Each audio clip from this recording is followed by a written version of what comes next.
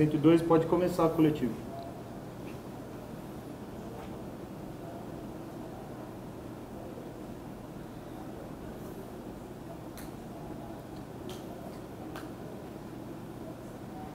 Bom, a gente vai começar a contar, tá? Fique à vontade, Tati. Tudo bem, Maurício? Boa noite, Maurício. Um grande abraço aí para você. Queria que você falasse aí a respeito dessa partida, que teve que ter marcado o gol aí no último minuto com o Léo Ortiz de cabeça. Acho que até fez justiça pelo que as duas equipes apresentaram ao longo do jogo. No entanto, de novo, uma bola perdida, dessa vez pelo Tony Anderson no meio de campo, resultou no gol da equipe adversária. A que se deve essas bolas perdidas que acontecem em alguns jogos do Bragantino, que acabam quebrando um pouco o ritmo da equipe, e uma avaliação também geral da partida? Boa noite. Tarso da Costa e da 102 FM. Tá, Tarso, boa noite, um abraço também. Eu acho que assim, você tem razão, a gente acabou perdendo uma bola lá, a gente tem conversado sobre isso, inclusive antes desse jogo, porque foi uma situação parecida no último jogo contra o Palmeiras, né? Num local do campo complicado de se perder uma bola. Em alguns momentos falta a gente poder parar a jogada, eu acho que talvez a gente tenha tido a oportunidade de parar a jogada antes que ela chegasse dentro da área, né? Infelizmente ela bateu na mão e ainda acabou entrando, né? São situações que a gente não controla. Em relação à partida, eu acho que a gente teve um domínio territorial quase que absoluto, né? Tentou criar bastante dificuldade a equipe do Santos, que é uma equipe muito técnica, para que eles não conseguissem construir muita coisa. Eu acho que nesse sentido a gente teve sucesso, mas a gente precisa ser capaz de criar melhores oportunidades. Esse eu acho que é um ponto que a gente, sem dúvida nenhuma, precisa melhorar. Como eu disse, a gente tem tido um domínio territorial, tem ficado a maior parte do tempo no campo do adversário, mas tem tido dificuldade para criar oportunidades mais claras, né? A gente colocou 2 bolas na trave, teve algumas bolas cruzadas na entrada da área, uma que, se eu não me engano, o Hurtado acabou estando para fora, mas é um ponto que a gente tem a melhorar. Vamos aproveitar agora essa semana cheia que a gente tem, a volta de alguns jogadores, para tentar desenvolver melhor nesse quesito. Boa noite, Barbieri, Mário do Correio de Atibaia. Como você analisa o desempenho da arbitragem na partida de hoje e o Santos durante os 90 minutos, né? A gente viu o Santos que finalizou 4 vezes e nenhuma gol, né? E liderou até o final dos acréscimos. Bom, boa noite. Eu acho que assim, falar de arbitragem é complicado, né? Mas acho que o que demonstra, a minha opinião, é que as duas equipes saíram insatisfeitas, né? E aí eu sinceramente não tenho entendido alguns critérios. Foi o primeiro jogo que o Furlan apitou de Série A de brasileiro e nós já estamos falando do dia 8 de novembro, entendeu? Então, enfim, não entendo muito essa questão dos critérios de escala ou não, né? Se você pegar os últimos jogos aí, quando foi que o Bragantino teve um árbitro FIFA apitando, né? E a gente tem números, né, de outros estados. E aí, frequentemente, vem os paulistas apitar. Não tenho nada contra, acho que a arbitragem paulista é muito boa, mas não entendo alguns critérios. Em relação ao desempenho do Santos, eu acho que esse desempenho baixo de finalizações demonstra o quanto a gente conseguiu ser agressivo, organizado defensivamente, o quanto a gente conseguiu imprimir dificuldade para uma equipe que é muito técnica, que tem jogadores muito habilidosos e rápidos na frente. Nesse sentido, eu fico satisfeito com o rendimento da equipe, apesar do gol, e é um problema que a gente tem que corrigir sim, a gente reconhece isso. E aí tem os outros pontos que eu citei anteriormente que a gente tem que trabalhar para corrigir.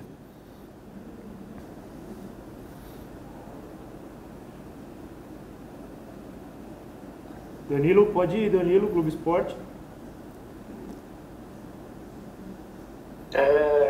Fala, Maurício, Danilo do Globo Esporte. Queria que você comentasse a escolha de colocar o Ítalo e o Jean Hurtado juntos ali no ataque. Se você fizesse uma avaliação do desempenho dos dois jogando juntos. Boa noite, Danilo. A gente fez uma escolha em função daqueles que estavam em melhor condição para iniciar o jogo, tentando não mudar tanto a nossa característica. Lógico que o Claudinho é um jogador diferente do Ítalo, mas o Ítalo tem essa capacidade de vir descer um pouquinho e ajudar a organizar, e a ideia era ganhar um pouco de presença com o Hurtado, né? A gente não tinha muito mais opções no elenco, o Tony Anderson não tinha condições de aguentar um tempo maior de jogo, por isso que depois, quando o Ítalo perdeu um pouquinho o ritmo, a gente acabou optando pelo Tony. Eu acho que os dois lutaram, se entregaram bastante, eles têm condição de produzir mais, a gente sabe disso, assim como o restante da equipe. Volto a dizer, a gente tem que aproveitar essa semana agora para trabalhar nesse quesito, conseguir gerar melhores chances mais claras, uma vez que a gente consegue empurrar o adversário para trás e ter esse domínio territorial do campo. Boa noite, Maurício, Angelito da Band. Eu queria fazer uma pergunta pontual com alguns jogadores, não é? A gente tem aí hoje o Bragantino teve um excelente primeiro tempo, um segundo tempo que poderia ser um pouco melhor, mas ainda tem alguns jogadores que eu não entendo se é opção do treinador, é opção da diretoria em querê-los escalar aí logo no primeiro tempo e não deixá-los no banco. O caso de Aderlan e também do próprio Arthur, não é? O Arthur teve um bom desempenho no segundo tempo, mas no primeiro tempo acabou, acho que não correspondendo com aquilo que a torcida acaba esperando. E o porquê não apostar ainda no William Correia, mesmo porque o William teve um bom desempenho aí no Campeonato Paulista. Boa noite. Primeiro, não tem imposição de direção de maneira nenhuma, as escolhas quem faz sou eu, sou o treinador, baseado naquilo que eu vejo no dia a dia, do que os jogadores apresentam nos treinamentos e, claro, no que eles apresentam nos jogos também. Eu acho que o Arthur fez um primeiro tempo melhor do que o segundo tempo. Ele até teve uma chance de uma boa cabeçada, tentou flutuar um pouquinho por dentro, a gente conseguiu gerar mais combinações. No segundo tempo a gente tentou inclusive inverter ele de lado, tentar usar um pouco essa velocidade dele em cima do Pará, mas ele não estava conseguindo desempenhar ali, por isso a gente fez a opção da troca, né? Eu entendo os questionamentos e as críticas, elas fazem parte, são normais, mas quem tem as informações todas do dia a dia, da sequência, do trabalho, de desgaste ou não, acaba sendo o treinador junto com a comissão, e a gente sempre tenta escolher pensando em fazer o melhor possível para a equipe, e foi isso que a gente fez hoje mais uma vez. Maurício, boa noite. Silvio Loureiro do Bragança Jornal. Maurício, se a gente comparar, né, o primeiro turno, nós começamos empatando com o Santos fora de casa, somamos um ponto e no final chegamos a 19. Claro que hoje todo mundo esperava 3 pontos diante do Santos para que começássemos melhor do que o primeiro turno. Mas os 3 não vieram, veio um ponto, mantém a média do primeiro turno e a vitória do Bahia tira o Bragantino provisoriamente desta zona do rebaixamento. Então eu queria que você projetasse esses 2 próximos jogos, com Botafogo e Bahia, com semana cheia de trabalho, que são 2 adversários diretos. Porque se a gente dividir o campeonato, né, o Santos não é adversário do Bragantino, no meu modo de ver, que não vai brigar contra o rebaixamento. Bahia e Botafogo estão lá embaixo. E também gostaria de fazer já uma outra colocação a você, com relação ao Tony Anderson. Eu acompanho a carreira do Tony Anderson há muito tempo. E para mim é um jogador diferenciado. Tecnicamente, muito bom jogador. Agora, hoje, depois do lance que ele acabou errando, ele não acertou mais absolutamente nada. Ele errou todas as bolas, por incrível que pareça. Há alguma possibilidade, algum estudo de vocês, junto com a comissão técnica do Sub-23, com o Vinícius Munhoz, para que alguns jogadores, de repente, atuem no campeonato de aspirantes para ganhar ritmo? Esses jogadores que não vêm sendo muito utilizados, isso pode acontecer em algum momento aí ao longo desse campeonato brasileiro ainda? Boa noite, Silvio. São várias perguntas dentro de uma, né? Eu vou tentar responder todas aí paulatinamente. Primeiro, em relação ao resultado, claro, você tem razão, o nosso desejo era a vitória. Eu acho que a gente demonstrou postura e atitude para buscar a vitória. Os erros eu já citei anteriormente nas outras perguntas que a gente cometeu e pontos que a gente tem a melhorar. Eu acho que a gente tem que avaliar a coisa num escopo um pouco maior, entendo o seu questionamento. Agora, é preciso avaliar o quanto nós tivemos de dificuldade nessas últimas semanas aí. Então, eu vou tentar lembrar vocês, no momento em que o Lucas vinha muito bem, a gente perdeu o Lucas. No momento, a gente perdeu o Alejandro, depois perdemos o Arthur por lesão. Depois, Hoje estávamos sem o Claudinho, perdemos agora o Tubarão e a gente vem tentando dar oportunidade para os outros jogadores que eles vêm treinando. Alguns vêm entrando e vêm correspondendo de forma positiva, como foi o Hurtado nos jogos anteriores. Hoje não conseguiu encontrar a melhor versão dele. Então, assim, eu entendo a sua colocação do resultado. A expectativa é que a gente, podendo ter o retorno de todos os jogadores e mais tempo de trabalho e de treinamento agora, a gente consiga fazer um retorno melhor do que nós fizemos no turno, né? Em relação ao aproveitamento no Sub-23, a gente pensa assim. O problema é que alguns jogos do Sub-23 têm casado com os jogos da equipe profissional. E se você for ver hoje, eu trouxe todos os jogadores que eu tinha à disposição. Não ficou ninguém de fora da relação como jogador de linha. Quem ficou lá é porque está em transição, ou está se recuperando, ou está no departamento médico. E aí eu não tenho como abrir mão de alguns jogadores para descer para o Sub-23, mas a gente tem feito essa integração. O Krigor teve a oportunidade de descer, fez 2 gols no jogo. Em relação ao Tony, o Tony é um jogador que já tem uma projeção de carreira no estágio avançado. Nós não acreditamos que faça sentido descer o Tony ao Sub-23. Essa é uma opção que a gente usa para jogadores mais jovens ou que tenham menos experiência no profissional, não é o caso do Tony, né?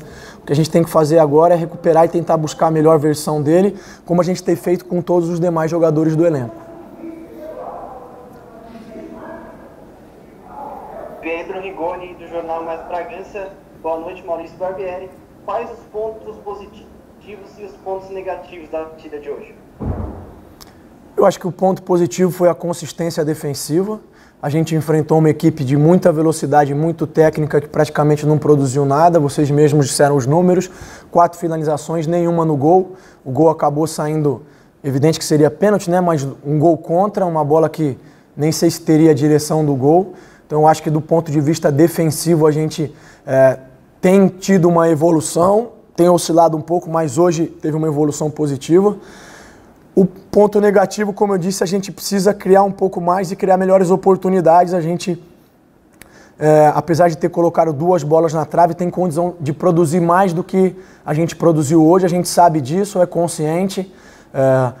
É claro que você fazer um gol no último minuto acaba sendo quase que uma sensação de vitória. A gente sabe que foi um empate, mas a conversa no vestiário foi nesse sentido e é preciso que todos que estão desse lado aí, vocês e o torcedor, saibam que a gente sabe que tinha condição de buscar os 3 pontos e não está satisfeito com o empate, né? Então é isso que a gente vai fazer durante a semana, trabalhar, ajustar, para tentar, na segunda-feira, buscar os 3 pontos lá no Rio de Janeiro.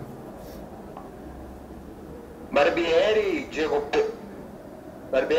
Pérez, da 102 FM, prazer falar com você. Queria que você falasse do 4-4-2, dessa escolha pela formação inicial do Bragantino, primeira vez sob seu comando que você joga desta maneira, com 2 atacantes, o Ítalo e o Hurtado, e também sobre o Bragantino ter oportunidades, até criar bastante, mas não conseguir marcar, não finalizar com tanta precisão assim. Como corrigir isso? É claro que não tem uma fórmula mágica, mas em que sentido você visa trabalhar com o grupo também sobre essa questão? Boa noite, Diego. Prazer falar com você. Eu acho que a gente tem condição de produzir mais ainda do que a gente produziu, né? Teve as 2 bolas na trave, alguns outros lances, mas a gente tem condição de melhorar essa performance, de ter chances mais claras. A gente vem trabalhando a questão dos aproveitamentos. Hoje o Hurtado não conseguiu, mas nos outros jogos ele vem entrando, fez 2 gols. O Hurtado hoje é um jogador convocado para a seleção da Venezuela principal. Isso também é resultado de um trabalho que a gente vem fazendo. É claro que o foco é o Campeonato Brasileiro, o foco é o nosso rendimento dentro de campo, mas a gente vem procurando desenvolver os jogadores. Mas como você mesmo citou, não existe uma fórmula, cada um responde num tempo um pouco próprio, né? E a gente tem tentado acelerar esse processo, tem trabalhado bastante a questão das finalizações. Eu acredito que nas próximas semanas a gente tem condição de aumentar o aproveitamento nesse quesito. Boa noite, Barbieri. Boa noite, Seixas, Correia de Atibaia. Eu queria saber sobre aproveitamento fora de casa. O time não joga diferente fora de casa, procura jogar parecido, mas os resultados fora de casa não vêm. O time só tem 5 pontos fora de casa, que são 5 empates, ainda não venceu. Joga contra o Botafogo, que é adversário direto. Eu queria saber o que está acontecendo, que fora de casa os resultados não vêm, como tem vindo em casa, que são 15 pontos contra 5. Bom, a gente sabe que precisa melhorar esse rendimento fora de casa, a gente tem conversado bastante sobre isso e a ideia é que nesse retorno a gente consiga ter um desempenho melhor. Você citou bem, nós não vamos mudar a maneira de atuar, a gente tem uma maneira muito marcada e a gente entende que tem que atuar assim dentro e fora de casa, porque é o que a gente acredita que vai nos aproximar cada vez mais dos resultados. Então é isso que a gente vai fazer também nos próximos confrontos fora de casa, tentando ajustar todos esses detalhes que a gente tem conversado aqui para chegar melhor, para chegar mais forte nesses jogos de confronto direto que são fundamentais para a gente. Maurício, você falou, né, dessa questão de melhorar a criação de jogadas, você vai ter uma semana aí para trabalhar e nessa semana provavelmente você deve ganhar um reforço aí do Elinho, né, que o Escuro falou até na coletiva que já estava praticamente certo com ele, só faltavam os exames médicos. Queria que você falasse sobre a chegada do Elinho ao elenco, o que ele vai acrescentar ao Bragantino.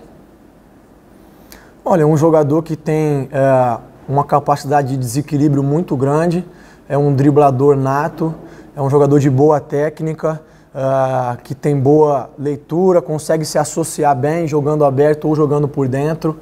É claro que a gente tem que ter um pouco de cuidado em relação à expectativa, porque o Elinho ainda não veio a campo, a gente precisa ver como ele vai vir, como ele vai se ajustar ao nível de intensidade e agressividade que a equipe vem apresentando.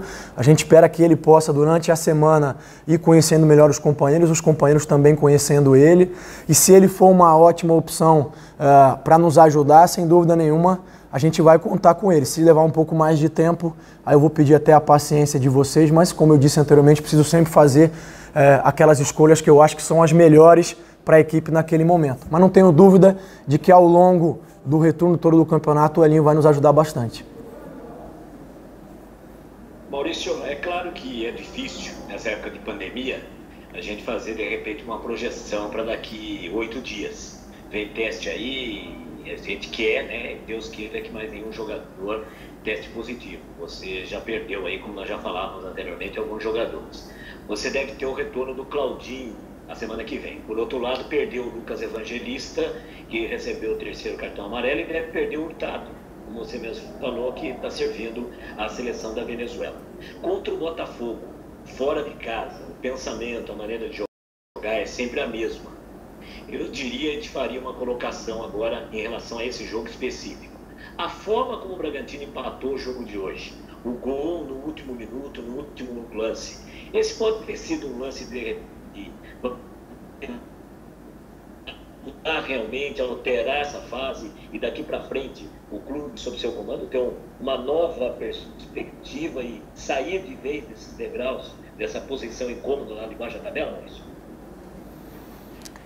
Olha, eu acho que fazer o gol no final já é uma demonstração de algumas pequenas vitórias que a gente tem tido ao longo dos jogos, que ainda é insuficiente em relação ao que a gente pode apresentar de rendimento, mas significa que a equipe não entregou os pontos em nenhum momento, a equipe não se abateu, apesar de estar fazendo um jogo para ter muito mais, né, do que o gol contra do Santos ali, a equipe manteve o equilíbrio, então eu acho que isso é um ganho importante. É difícil te responder se esse vai ser um ponto de virada ou não. Se nós entendemos que está tudo bem, tudo normal, é evidente que não. A gente sabe que precisa ajustar as coisas, que precisa melhorar e por isso esse tempo que a gente vai ter pela frente é fundamental, né? Para a gente crescer como equipe e ir em busca dos resultados que a gente tanto almeja e sabe, né, que tem condições de buscar. Mas é passo a passo, é vitória a vitória, pensando no Botafogo agora, fazer uma análise do adversário, ver quem é que nós vamos ter à disposição, ver quais são os melhores jogadores e fazer as melhores escolhas para ir lá e tentar buscar a vitória, que a gente sabe também que não é um cenário fácil, né? O campeonato tem demonstrado aí que todas as equipes têm encontrado dificuldade, é o campeonato mais competitivo do mundo, não estou dizendo que seja o melhor tecnicamente, mas em termos de competitividade é o mais difícil. Então a gente precisa ter os pés no chão, muito equilíbrio, muita serenidade e continuar trabalhando e buscando melhorar. Maurício, Tarso Costa, 102 FM novamente. Eu queria tocar com você uma questão um pouco mais delicada, né, que é a respeito da parte disciplinar do grupo. Nós temos recebido informações de que jogadores têm cometido atos de indisciplina em alguns condomínios, mas como nós não temos como provar esse tipo de situação, Nós não mencionamos o nome de jogador nesse tipo de questão. Agora, algumas coisas dá para a gente detectar pelo que a gente vê nos próprios jogos, né? O Raul teve uma atitude tanto quanto estranha na partida contra o Atlético Goianiense, em que ele virou de costas para o lance, quase que o Bragantino tomou um gol, abandonou a marcação. O Luan Cândido cometeu um ato de disciplina contra o Palmeiras, acabou sendo expulso em apenas 7 minutos dentro de campo.